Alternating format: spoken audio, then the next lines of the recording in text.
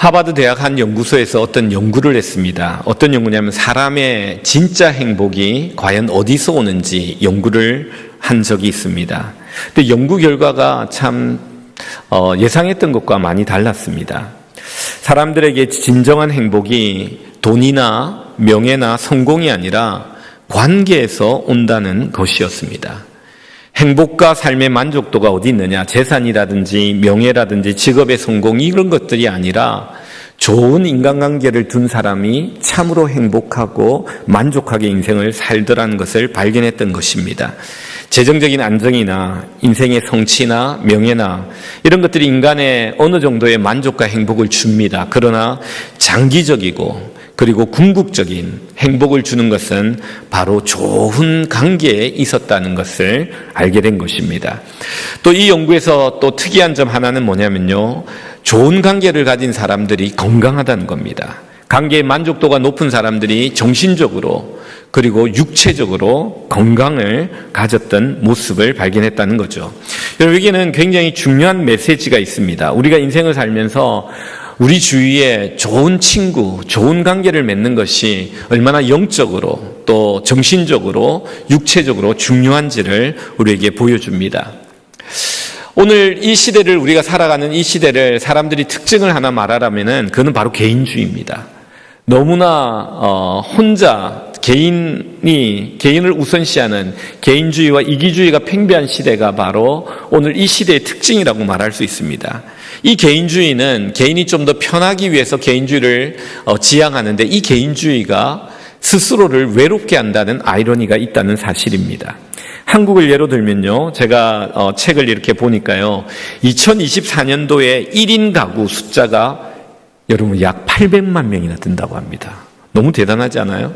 36%래요. 이제 한국 전체 가구의 3분의 1이 1인 가구라는 겁니다. 1인 가구가 이렇게 증가한 이유가 어디 있냐면, 고령화로 인해서 홀로 되시는 시니어들이 많아지고요, 결혼율이 낮아지고 혼자 사는 청년들이 증가하면서 이렇게 1인 가구가 많아지고 있다는 겁니다. 1인 가구의 고독 지수라는 게 있대요. 이 사람이 얼마나 고독한가, 그 고독 지수를 재어보니까 1인 가구의 고독 지수, 고독하다고 말한 사람이 62%가 된대요. 한국의 전체 사회의 고독 지수는요 21%라고 합니다.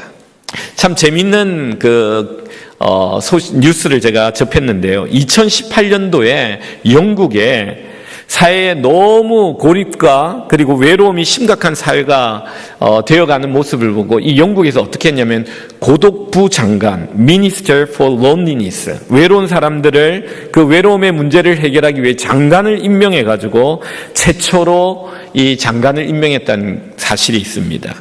여러분, 그 당시 영국의 고독 지수가 얼마였냐면 44%였다는 거예요. 이미 한국의 1인 가구의 고독 지수는 62%나 올라갔잖아요. 한국의 전체 고독한 사람들은요, 이제 영국의 그 고독부 장관을 만든 반 정도까지 이미 미쳤다는 겁니다.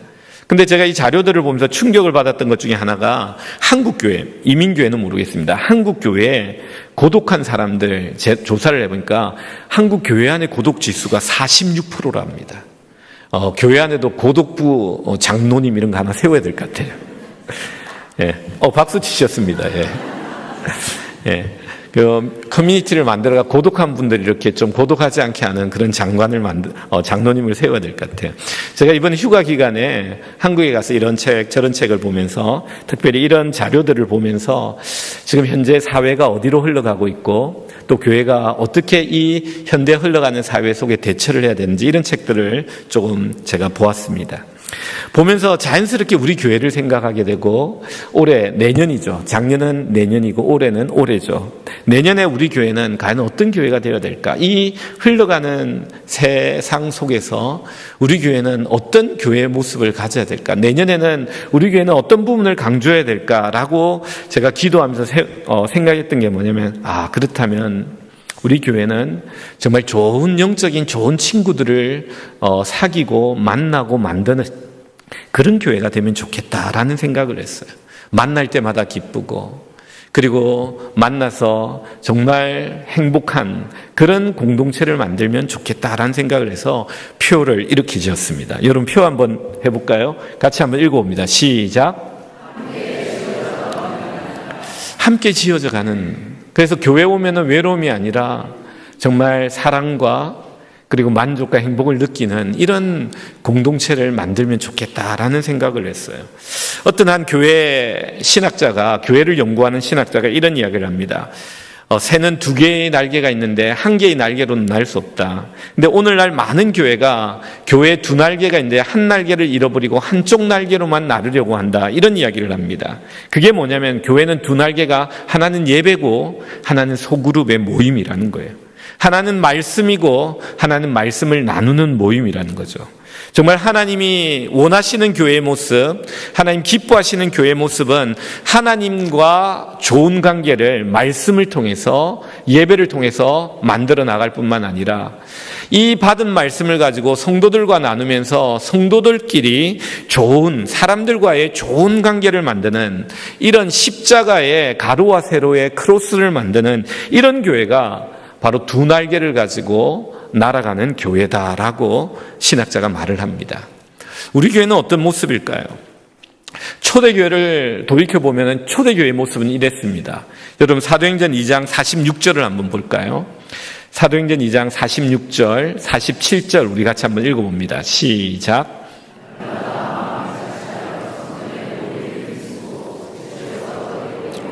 기쁨과 순전한 마음으로 음식을 먹고 하나님을 찬미하며 또 온 백성에게 칭송을 받으니 주께서 구원받은 사람을 날마다 더하게 하십니다. 여러분 초대교회는요 바로 이런 모습이었다는 것을 우리가 알게 됩니다. 여러분 46절에 보면 뭐라고 말하고 있냐면 이렇게 말하죠. 날마다 마음을 같이 성전에 모였다는 거예요. 성전에 모여서 하나님의 말씀, 사도들의 말씀을 듣는 거죠. 그리고 집에 가가지고 떡을 떼며 기쁨과 순전한 마음으로 음식을 나누면서 어떻게 했냐면은 하나님을 찬미했다는 거예요. 이 찬미했다는 건 뭐냐면은 하나님을 찬미했다는 것은 하나님이 나에게 행하셨던 오늘 말씀을 듣고 그 말씀을 묵상하면서 하나님이 나에게 했던 일들을 나누면서 하나님을 찬양하는 거죠. 여러분이 나눔이에요. 그러니까 어떤 일이었냐면 백성들이 그 모임을 칭송하더란 거예요. 야, 저 모임 너무 좋다. 저 모임이 너무 좋다라고 사람들이 칭찬을 하는 거예요. 그리고 나니까 그 모임에 다 오고 싶어 하죠. 그러니까 자연스럽게 구원받는 사람들의 숫자가 증가했다라고 말하고 있는 겁니다. 이게 초대교회의 모습이고 이 초대교회의 모습은 우리가 돌아가야 될 교회의 원형적인 모습이기도 합니다. 그래서 올해 표를 함께 지어져 간다 이 말씀을 가지고 정말 우리 교회의 보약과 같은 좋은 친구들을 정말 사귀고 또 교제하는 그런 하나님의 임재가 있는 공동체가 되면 참 좋겠다. 이 하버드의 연구 결과처럼 행복과 만족도와 건강, 정신적, 육체적 건강이 있을 뿐만 아니라 정말 하나님이 기뻐하시는 그런 아름다운 교회 공동체의 모습을 만들어가면 좋겠다. 그럼 과연 어떻게 해야 될 것인가? 오늘 이 본문을 통해서 우리가 그 방법적인 면들을 한 세 가지로 좀 생각해 보고자 합니다. 먼저 첫 번째입니다. 첫 번째는요, 우리의 모임의 시작은 예수님이어야 합니다. 우리 같이 한번 따라해 봅니다. 우리의 모임의 시작은 예수님이어야 합니다. 그럼 오늘 본문에 보면은 우리가 함께 지어져 가는데 그 기초석, 그 모퉁이 돌이 바로 예수님이라고 말합니다. 여러분 20절 한번 볼까요? 20절에 이렇게 말합니다. 너희는 사도들과 선지자들 터 위에 세우심을 입은 자라 그리스도 예수께서 친히 모퉁이 돌이 되셨느니라. 여러분 모퉁이 돌은 어떤 돌이신지 아십니까? 아는 분도 있는데 잘 모르는 분이 많아요. 그래서 그림을 준비했습니다. 여러분 저 모퉁이 끝에 있는 코너에 있는 저 돌을 코너스톤 모퉁이 돌이라고 합니다. 여러분 이 모퉁이 돌의 의미는요 시작을 의미해요. 그리고 만남을 의미합니다. 이 코너스톤은요 여기서 너희들이 만나고 이쪽 이방인과 이쪽 유대인들의 이 다른 사람들이 이 코너스톤에서 만나는 거예요. 만남의 시작이 이루어지고 그래서 아름다운 만남들이 점점 쌓여나가지고 성장과 확장이 되어 나가는 것이 바로 이 코너스톤입니다. 여러분 따라서 우리의 만남의 시작은 예수님입니다. 왜 우리가 여기서 서로 형제 자매와 서로 교제를 나눕니까? 우리가 예수님을 믿기 때문입니다. 이 공통 분모가 예수님입니다. 각자가 예수님을 만났고 예수님을 믿고 있기 때문에 우리는 교회 안에서 서로 형제 자매가 되고 서로 사겨 나가는 겁니다. 그래서 이 만남의 중심에 예수님이 있어야 돼요. 그래서 성도님들은요, 우리가 이 모임이, 성도들의 모임이 하나님이 거하시는 거룩한 처소로 우리가 함께 지어져 가기 위해서 가장 중요한 출발점은 뭐냐면요, 우리 각자 안에 예수님이 있어야 된다는 겁니다. 이 예수님을 통해서 우리가 서로를 교제해 나가는 거예요. 그래서 이런 말이 있습니다. 예수님이 빠져버리면요, 그건 세상 모임과 똑같아요. 아니, 세상 모임보다 더 심해져요. 여러분, 작년에 제가 설교한 거 기억나십니까? 주님의 교회는 뭐라고 그랬습니까? 만민의 기도하는 집이다. 근데 기도를 하지 않으면 어떻게 된다? 강도의 구렬이 된다. 그냥 세상 사람과 똑같은 집이 된다가 아니라 강도의 구렬이 된다는 거예요. 예수님이 빠지고 예수님을 향한 기도가 빠지고 그러면요, 이 교회가 강도의 구렬이 된다는 거죠. 여러분, 우리가 이걸 알아야 됩니다. 예수님을 믿는 믿음 위에 확실히 서 있어야 돼요. 각자가. 그런 사람들이 만나야 됩니다. 그래서 우리 안에 예수님이 있고 이 예수님이 있는 사람들끼리 만날 때 그 모임이 바로 주님이 원하시는 모임이라는 거죠. 그래서 우리는 항상 점검을 해야 돼요. 우리 안에 예수 그리스도가 있는지, 우리 모임에 예수 그리스도가 있는지, 우리가 예수 그리스도로 인하여 만났는지, 예수 그리스도를 위하여 만났는지, 우리가 예수 그리스도와 함께 만나고 있는지. 여러분, 우리의 모임을 항상 이렇게 예수 그리스도를 모퉁이 돌로 두고 점검하며 우리는 만나야 됩니다. 우리가 하나를 발견하는 이 사실은요, 각자가 예수 그리스도께 깊이 들어가면요, 서로도 가까워진다는 거예요. 우리 사진 한번 볼까요? 그림 한번 보겠습니다. 여러분, 부부가 어떻게 가까워지는지 아십니까? 서로가 그리스도께로 가까이 가면요, 두 사이도 가까워지는 거예요. 근데 둘 다 그리스도로 멀어지면요, 그 둘 사이도 멀어지는 거예요. 여러분, 이게 크리스찬의 교제의 비밀입니다. 여러분, 우리가 그리스도에게 모퉁이 돌을 두고 그리스도에게로 가까이 가면 갈수록요, 우리는 다른 성도들과 굉장히 친밀한 관계가 될 수 있다는 사실을 아셔야 돼요. 그래서 우리가 첫 번째로 가장 중요하게 생각해야 될 게 뭐냐면은, 내가 그리스도를 알아야 되고 믿어야 되고 그분을 사랑해야 되는 겁니다. 이 위에 세워지는 겁니다. 두 번째입니다. 우리가 두 번째는 뭐냐면요, 우리의 이 함께 지어져 가야 될 기초는요, 예수 그리스도인데요, 우리가 말씀의 터 위에 집을 지어야 된다라고 말합니다. 우리 같이 한번 따라해 봅니다. 말씀의 터 위에 집을 지어야 합니다. 그럼 터는요, 어떤 건물을 세우기 위해 준비된 땅입니다. 그런데 이 터가 얼마나 좁느냐에 따라서 그 집의 크기와 넓이와 높이가 결정되는 거예요. 여러분, 터를 얼마나 닦아놨느냐에 따라서 넓이가 결정되잖아요. 크기가 결정되잖아요. 그리고 높이가 결정되는 거예요. 오늘 성경에 보니까 우리가 세워야 될 집에 터가 있다고 말합니다. 20절 한번 볼까요? 20절에 보면 우리가 읽었는데요, 이런 말씀이에요. 너희는 사도들과 선지자들의 터 위에 세우심을 입은 자다. 여러분, 사도들과 선지자의 터 위에 세웠다는 게 뭡니까? 여러분, 사도들은 예수님의 12사도 제자들입니다. 선지자들은 구약에 있는 그 많은 선지자들입니다. 이 사도들과 선지자들이 기록한 성경, 그들이 가르친 말씀, 그 위에 우리는요, 집을 지어가야 된다는 겁니다. 교회는요, 이 말씀 위에 집을 지어가는 겁니다. 여러분, 성도들 모임에 있잖아요. 말씀이 빠지면 안 돼요. 말씀의 나눔이 빠지면 안 됩니다. 이런 소그룹이 있어요. 목사님, 우리는요, 말씀 그냥 조금 나누고 굉장히 우리는 친하게 지냅니다. 처음에 한두 번은 아이스 브레이킹으로 그렇게 할 수 있습니다. 근데 그렇게 계속 가면요, 여러분, 허무해집니다. 그 안에 영적인 갈급함이 채워지지 않는 거예요. 세상의 모임과 똑같아집니다. 그리고 하나님 기뻐하시는, 하나님이 원하시는 모임이 아닙니다. 여러분, 이런 분들 계세요. 우리 소그룹은 너무 좋아요. 우리는 자주 만나고요, 여행도 가고요. 그런데요, 그게 말씀이 없다면 그것은 세상의 친교 모임과 똑같습니다. 여러분, 친교 모임이 얼마나 잘 되는지 아십니까?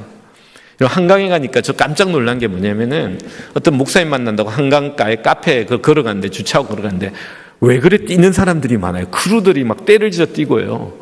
정말 이 스포츠로 만나 운동한 사람들이 많더라고요. 요즘 또 우리 짐에 무슨 바람이 불고 있는지 아십니까?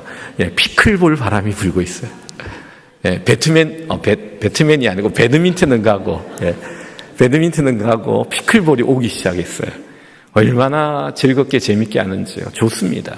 그런데요, 우리가 알아야 될 것은 우리의 모임에 예수 그리스도가 없다면요, 세상의 모임과 똑같아진다는 거죠. 그리고 말씀의 나눔이 없다면요, 말씀으로 인한 나눔과 성장과 그 말씀에 기초한 기준이 되는 그런 모임이 되지 않으면 그 모임은 세상과 똑같아진다는 것을 아셔야 됩니다. 여러분, 한강에 가니까요, 3355 앉아가지고 치맥, 여러분 치맥 아십니까? 예, 군침을 하시는 분 계시면 안 되죠. 예, 치맥이라 그래가지고 치킨하고 맥주 해가지고 사람들이 앉아 소그룹 활동을 너무 잘하고 있더라고요. 제가 가보니까. 거기에는 말씀이 없어요. 인생 이야기를 하면서 소그룹을 하는 거예요. 우리가 말씀이 없으면요, 세상과 너무 비슷할 수 있다는 사실을 아셔야 돼요. 우리의 모임에는요, 예수 그리스도가 각자의 심령이 있어야 되고 말씀이 있어야 돼요. 그리고 세 번째입니다. 세 번째가 오늘 여러분에게 좀 강조하고 싶은 부분 중에 하나입니다. 여러분, 세 번째 오늘 본문에 우리가 어떻게 지어져 가야 되는가? 솔직한 나눔을 통해서 서로 연결되어야 됩니다. 우리 같이 한번 따라해 봅니다. 솔직한 나눔을 통해서 서로 연결되어야 합니다. 여러분, 우리가 솔직히 나누다 보면 서로가 연결돼요. 그게 성령님이 임재합니다. 그러면 그곳에 하나님이 거하시는 처소가 돼요. 여러분, 이 개념을 아셔야 돼요. 건물이 지어졌다고, 모였다고 여기에 하나님이 임재하는 게 아니에요. 하나님이 임재하는 역사가 있기 위해서는요, 이 솔직한 나눔, 이 말씀을 기초로 한 자기 안에 있는 벽을 제거하고 솔직한 나눔이 있을 때 하나님의 임재가 소그룹에 나타난다는 겁니다. 솔로몬은요, 성전을 다 지어놓고 기도를 합니다. 하나님, 성전이 완성되었습니다. 끝이 아니에요. 하나님이 이 성전에 하나님 와서 기도할 때 하나님이 들어주시옵소서. 아니, 이 성전을 향해 기도할 때 하나님 우리의 기도를 들어주십시오 하고 그가 성전 낙성식을 하고 건물을 다 짓고 난 다음에 하나님 이곳에 임재해달라고 기도합니다. 그 기도한 다음에 그곳에 구름이 가득하며 성전에 하나님의 영광이 임하며 하나님이 임재했던 것을 보게 됩니다. 여러분, 우리가 모였다고 그곳이 하나님이 거하는 거처요, 하나님의 사람들이 함께 지어져 가는 곳이 아니에요. 우리가 모인 그곳에 성령의 역사가 나타나야 되는데 이 성령의 역사는 어떻게 나타나느냐? 바로 솔직한 나눔을 통해서 나타나게 된다는 겁니다. 여러분, 저는 그 책을 보면서 참 재밌는 글을 봤는데요. 에드워드 홀의 인간의 거리, 건접하기란 그런 글을 봤습니다. 에드워드 홀이 뭐라냐면 인간이 관계를 맺을 때 거리가 있다는 거예요. 건접하기라고 그러는데 가까이 있을수록 친밀감이 높아진다는 거예요. 그는 네 가지 종류의 인간의 관계의 거리를 이야기합니다. 첫 번째는요, 친밀한 거리입니다. 띄워주시기 바랍니다. 이 친밀한 거리는요, 45cm래요. 여러분, 가족이나 부부가 옆에 앉았다면 몇 cm 정도 앉아있는지 한번 보시기 바랍니다. 예. 45cm면요, 이게 부부 간의 거리래요. 그리고 부모와 자녀와의 거리래요. 연인 간의 거리래. 이 거리는요, 굉장히 친밀한 거리예요. 상대방의 체온이 느껴지는, 체치가 느껴지는. 그래서 그 사람의 모습을 내가 다 아는 거리예요. 그 사람도 나의 모습을 다 아는 거리. 여러분, 가족과 연인과 아주 친한 베스트 프렌드, 친한 사이의 거리입니다. 여러분, 이 거리 안에 허락 없이 들어오면 굉장히 불편함을 느끼고 위협을 느끼는 그런 거리이기도 합니다. 허락을 받고 들어가야 되는 거리죠. 두 번째는 뭐냐면요, 개인적인 거리가 있대요. 여기는 45cm에서 1.2m. 예. 그 정도 거리는요, 우리가 친근하지만 사생활을 지켜주는 거리라고 합니다. 보통 친구들, 그냥 베스트 프렌드가 아니라 보통 친구들하고 있는 거리입니다. 여기에는 오해가 있대요. 어떤 오해가 있냐면은 한 사람은 굉장히 가깝다고 생각하는데 다른 한 사람은 그렇게 생각하지 않는 거리일 수 있다는 거죠. 여러분, 아주 가깝다고 생각하는데 그 사람에 대해서 아는 게 없어요. 그럼 이 거리입니다. 내가 이 사람과 굉장히 가깝다고 생각해요. 그런데 이 사람에 대해서 내가 아는 게 많지 않아요. 그럼 이 거리입니다. 우리의 소그룹이 그럴 수 있다는 거예요. 아주 친밀한 거리에 소그룹이 있는가 하면 개인적인 거리에 있는 소그룹도 있다는 거예요. 서로 오해하는 거죠. 우린 너무 친해. 그런데 아는 게 하나도 없어. 기도 제목도 몰라. 아무것도 몰라. 그럼 바로 이런 거리일 수 있다는 거죠. 여러분, 세 번째는 뭐냐면요, 사회적 거리입니다. 이 사회적 거리는요, 1.2m에서 3.5m. 많이 좀 떨어졌죠. 이거는요, 어떤 거리냐면요, 비즈니스 관계입니다. 어떤 사역적 관계입니다. 목표를 위해 잠시 만났다가 사역의 그 목적이 끝나면 미련 없이 헤어지는 그런 모임입니다. 그래서 모일 때 외에는 전혀 연락하지 않는, 모였을 때 일할 때만 연락하는 그런 공식적이고 업무적이고 사역적인, 그래서 예의와 질서를 지키고 개인 감정을 드러내지 않는 그런 거리가 이런 거리란, 여러분, 우리의 샘터와 우리의 선교회 또 내가 느끼는 거리는 어떤 겁니까?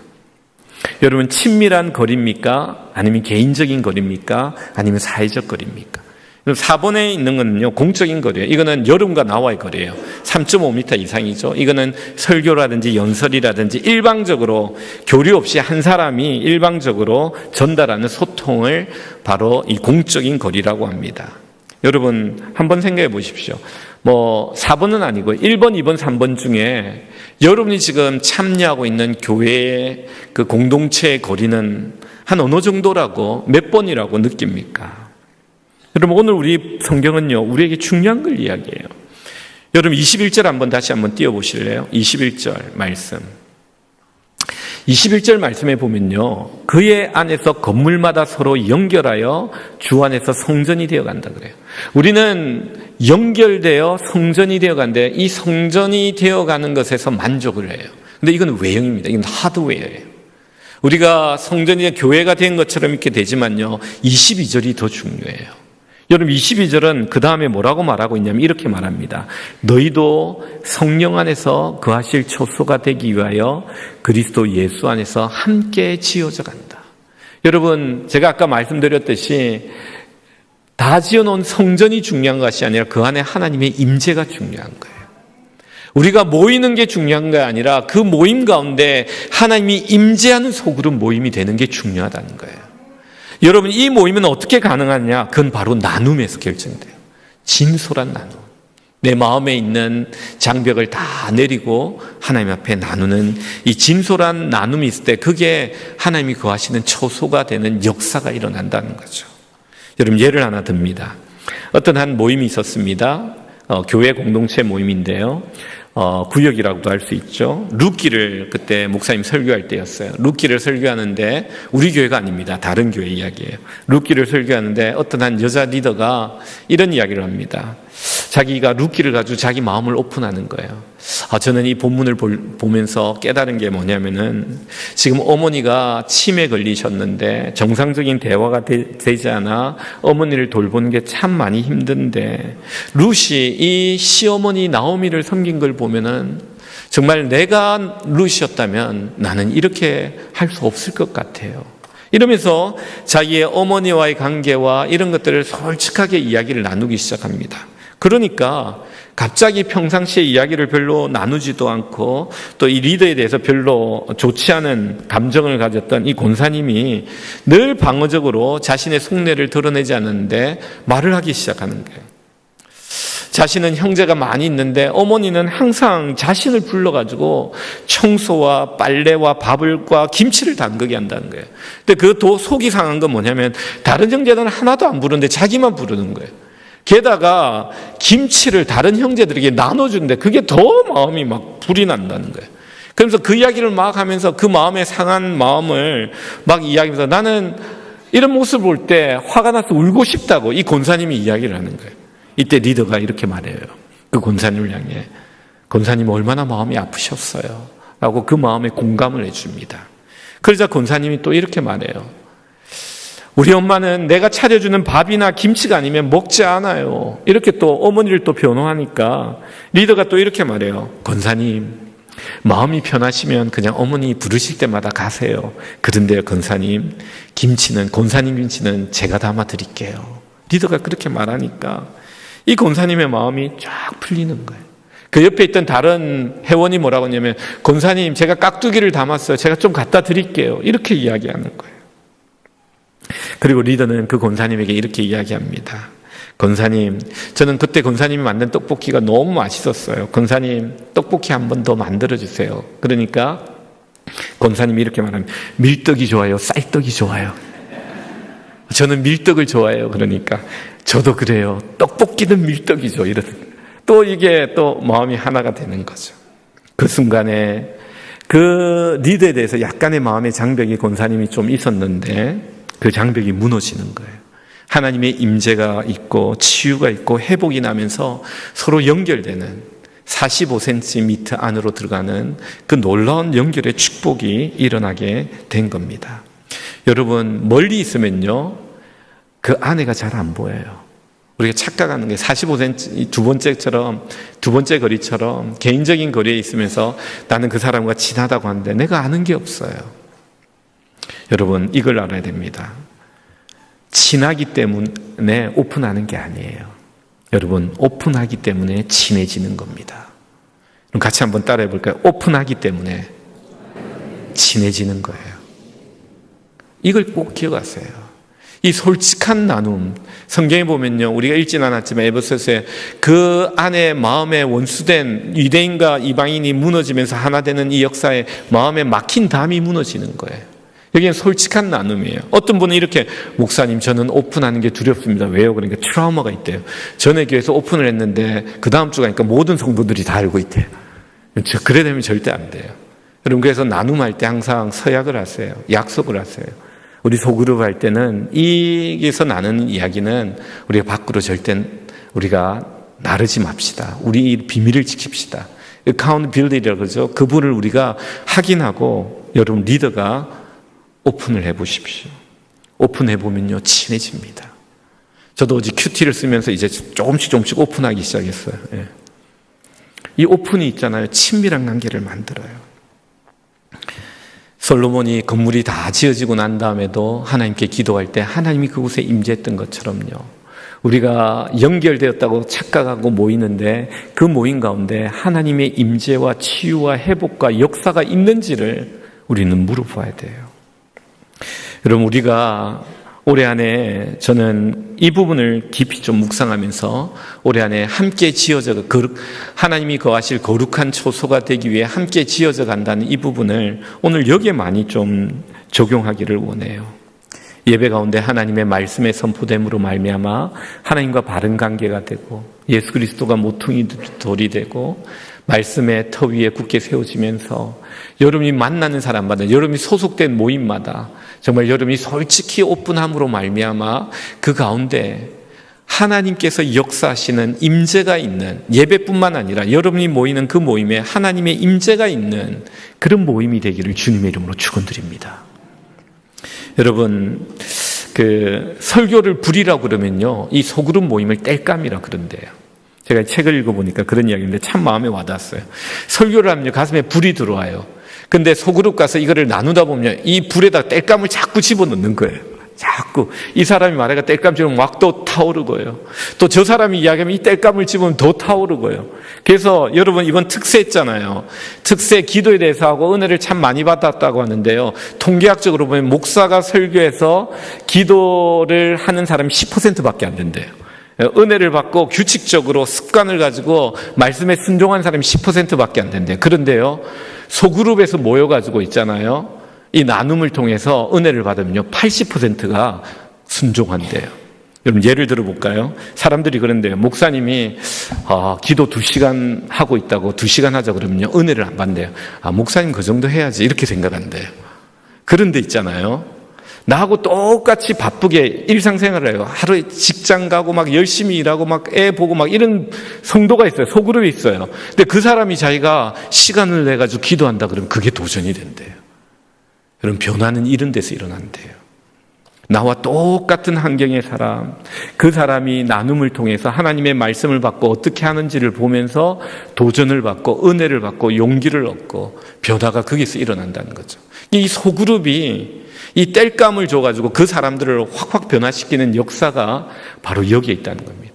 우리가 예배를 드릴 때 하나님의 임재가 있는 거룩한 이 예배만큼 중요한 게 뭐냐면요, 여러분이 예수 그리스도의 이름으로 모여가지고 말씀을 나누면서 솔직하게 나눌 때 그 안에서 하나님께서 역사하는 치유와 회복의 역사가 있다라고 성경이 오늘 우리에게 말씀하고 있는 겁니다. 저는 올해 안에 우리가 이런 교회가 되기를 원합니다. 결론입니다. 저는 첫 번째로 샘터와 성교회 소그룹으로 모이는 그 모임의 리더들을 좀 훈련을 좀 잘 시키려고 합니다. 그래서 프로그램들을 계획하고 준비를 하고 있습니다. 그래서 이 솔직한 나눔을 통하여, 그리고 비밀을 지키는 이런 훈련들을 통하여, 그리고 이 리더가 어떻게 이 소그룹을 잘 인도해야 되는지에 대해서 좀 훈련을 좀 시키면서 우리 교회에 있는 모든 소그룹들이 좀 건강해지는, 오늘 말씀처럼 주님의 거룩한 처소로 우리가 연결되어 성전으로 거룩한 처소로 하나님의 임재와 치유와 회복이 있는, 변화가 있는 이러한 변화로 나아가는 교회가 되기를 원합니다. 두 번째는 뭐냐면요, 우리 교회 안에서 이런 모임의 변화뿐만 아니라 국내 선교, 이런 교회 개척하신 분들 많잖아요.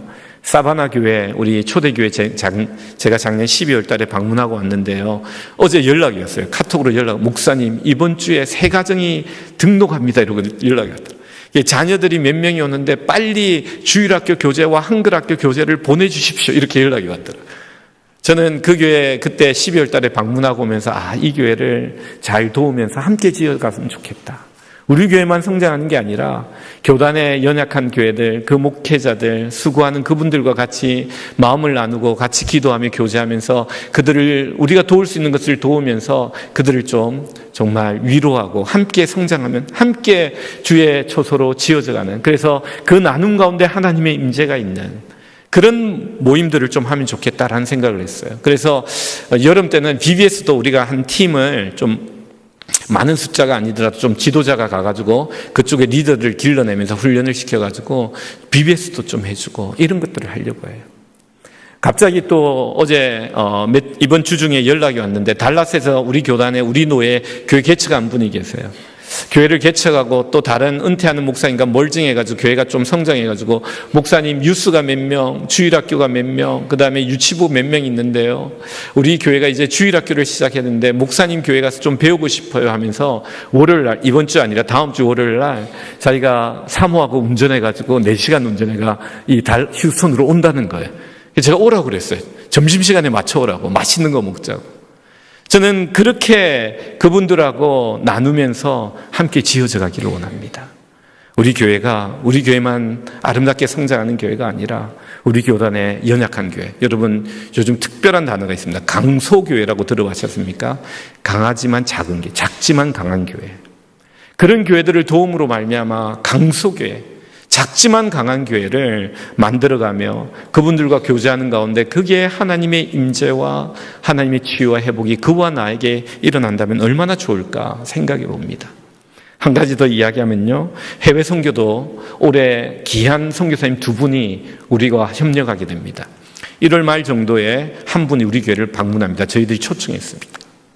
젊은 나이에 하나님의 부르심을 받아 파라과이 가서 아이들 데리고, 아이들이 막 방 안에만 있어가지고 눈이 막 시력이, 그 밖에가 위험하니까 방 안에만 계속 애를 학교만 갔다 오면 방 안에서만 키워가지고 시력이 좀 나빠졌던 그 선교사님입니다. 그 좋은 선교사님과 교제하면서 그 같이 그리스도 안에서 함께 지어져 가기를 원해요. 그에게 필요한 것들, 또 그가 우리에게 주는 도전들, 이런 것들을 통해서 같이 성장하기를 원합니다. 박중민 선교사님이 또 올 겁니다. 우리 같이 협력하는데요, 제가 말씀드렸잖아요. 그 교회에 큰 문제가 있어가지고 시신을 막 그냥 둬가지고 그 파라과이에서 큰 문제가 났던, 그러나 이분이 9년 동안 목회하면서 그 주변 지역의 이미지를, 교회 이미지를 놀랍게 바꾸고 있는 귀한 선교사님. 1.5세인데 너무 귀하더라고요. 저는 모퉁이 돌 대신 예수 그리스도를 사랑하는 이런 사역자들과 말씀의 터 위에서 우리의 삶을 솔직하게 진솔하게 나누면서 서로 돕고 또 서로 기도하며 정말 하나님 앞에서 아름답게 거룩한 처소로 지어져 나가는 이 은혜를 올해 사모합니다. 올해 한 해 여러분 성령님 안에서 우리가 하나님이 거하는 거룩한 처소의 복이 있기를 주님의 이름으로 축원드립니다.